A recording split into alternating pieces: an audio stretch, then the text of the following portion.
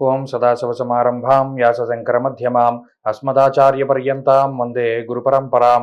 జ్యోతిష్ శాస్త్రాన్ని భావితరాల వారికి ప్రసాదించిన ఋషుల యొక్క పాదపద్మాలకి నమస్కారం చేసుకుంటూ, అలాగే నాకు ఈ జ్యోతిష విద్యను నేర్పిన గురువర్యులు జ్యోతిష బ్రహ్మ కీర్తిశేషులు శ్రీ ఈరంకి సూర్యనారాయణమూర్తి గారు, సూర్యశ్రీ దైవజ్ఞ గారి యొక్క పాదపద్మాలకి నమస్కారం చేసుకుంటూ, ఓం శ్రీ మహాగణాధిపతి నమః, శ్రీ గురుభ్యో నమః, హరి ఓం. వీక్షకులందరికీ నమస్కారం. జూన్ నెల 9వ తారీఖు లగాయితూ జూన్ 15వ తారీఖు శనివారం వరకు ఉండేటువంటి గ్రహగతుల ఆధారంగా ద్వాదశ రాశుల వారికి ఈ వారం ఏ విధమైనటువంటి శుభాశుభ ఫలితాలు కలగబోతూ ఉన్నాయో ఈ కార్యక్రమం ద్వారా తెలుసుకుందాం. అందులో భాగంగా ఈ వారం ఉండేటువంటి గ్రహగతుల్ని గమనిద్దాం. ఈ వారంలో మేషరాశి యందు కుజుని యొక్క సంచారము, వృషభ రాశి యందు రవి బుధ గురుగ్రహాల సంచారము, మిథున రాశి యందు శుక్రగ్రహం యొక్క సంచారము, అలాగే లాభస్థానం మేషమునకు కుంభరాశి యందు శనేశ్వరుడు, మీనం యందు రాహుగ్రహం యొక్క సంచారం కొనసాగుతూ ఉండగా, కేతువు కన్యరాశి యందు ఉండగా, చంద్రుడు కర్కాటక సింహ కన్యా రాశుల్లో సంచరిస్తున్నారు. ఇటువంటి పరిస్థితుల్లో ద్వాదశ రాశుల వారికి ఏ విధమైనటువంటి ఫలితాలు కలగబోతున్నా తెలుసుకుందాం. అందులో భాగంగా మొదటిది మేషరాశి. మేషరాశి వారికి ఈ వారం సాధారణమైనటువంటి గ్రహస్థితి గోచరిస్తూ ఉన్నది.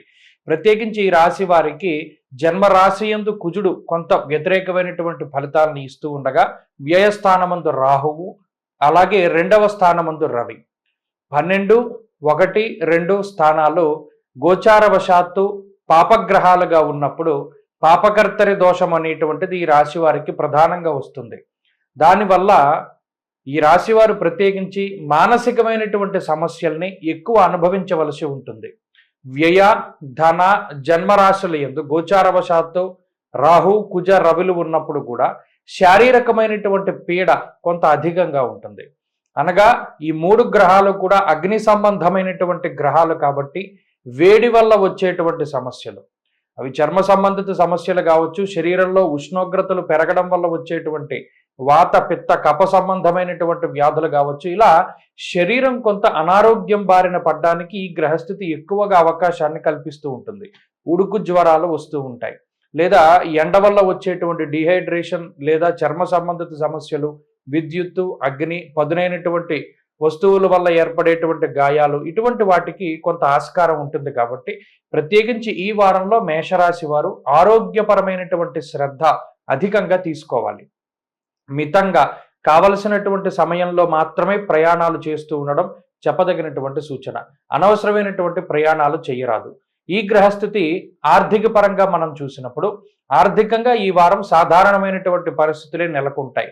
లాభస్థానమందు శనేశ్వరుడు, ధనస్థానమందు గురువు, అలాగే బుధగ్రహం కూడా ఈ రాశి వారికి ఆర్థికంగా ఉపయోగపడుతూ ఉంటారు.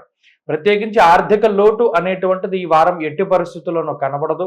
ప్రత్యేకించి ఏదైనా శుభ కార్యక్రమాలకో, లేదా ఏదైనా గృహోపకరణాల కొనుగోలుకో, వస్త్రాలు వాహనాలు ఇళ్ల స్థలాలు లాంటి వాటి కొనుగోలుకి కూడా ఈ గ్రహస్థితి సహకరిస్తూ సకాలంలో ఆర్థిక పరమైనటువంటి ఇబ్బందులను తగ్గించేటువంటి విధంగా సహాయపడుతూ ఉంటుంది. అలాగే కుటుంబ పరమైనటువంటి విషయాలు సాధారణంగా గోచరిస్తూ ఉన్నాయి. కోపం అధికంగా ఉంటుంది. కోపము, అసహనము, చికాకు వంటి వాటితోటి మేషరాశి వారు ఎక్కువగా ఈ వారం కొంత ప్రవర్తిస్తూ ఉంటారు. వాటిని తగ్గించుకునేటువంటి ప్రయత్నం చేస్తూ ఉండాలి. అలాగే కుటుంబ సభ్యులతోటి ప్రవర్తించేటువంటి తీరులో కూడా మార్పు వస్తూ ఉంటుంది. అలాగే ఆరోగ్యపరమైనటువంటి జాగ్రత్తలు అవసరం. ఉద్యోగపరమైనటువంటి విషయాలను పరిశీలన చేసినప్పుడు ఉద్యోగ పరిస్థితులు మిశ్రమంగా గోచరిస్తూ ఉన్నాయి. ఉద్యోగపరంగా కొంత అధికమైనటువంటి శ్రమ చేయవలసినటువంటి అవసరం ఉంటుంది. అలాగే వ్యాపార పరంగా కూడా కొన్ని ఎక్కువ కాలం పాటు కొంత నిర్ణయాలు తీసుకోకుండా ఉండడం చెప్పదగినటువంటి సూచన. విద్యార్థులకి గ్రహగతులు సాధారణంగా ఉన్నాయి. స్త్రీలకు ప్రత్యేకించి ఆరోగ్యం పట్ల శ్రద్ధ అవసరం. ఉద్యోగ వ్యాపారాలు చేసేటువంటి స్త్రీలు కొంత ఒత్తిడికి లోనవ్వడానికి అవకాశం ఉంటుంది. మేషరాశి వారి ఈ వారం మరింత అనుకూలమైనటువంటి ఫలితాలను సాధించడానికై లక్ష్మీ నరసింహస్వామి వారి యొక్క ఆరాధన చేస్తూ ఉండడం చెప్పదగినటువంటి సూచన. ఈ వారంలో కలిసి వచ్చేటువంటి రోజు బుధవారంగా చెప్పవచ్చును. అదృష్ట సంఖ్య 4, అదృష్ట వర్ణము లేత ఆకుపచ్చ రంగు.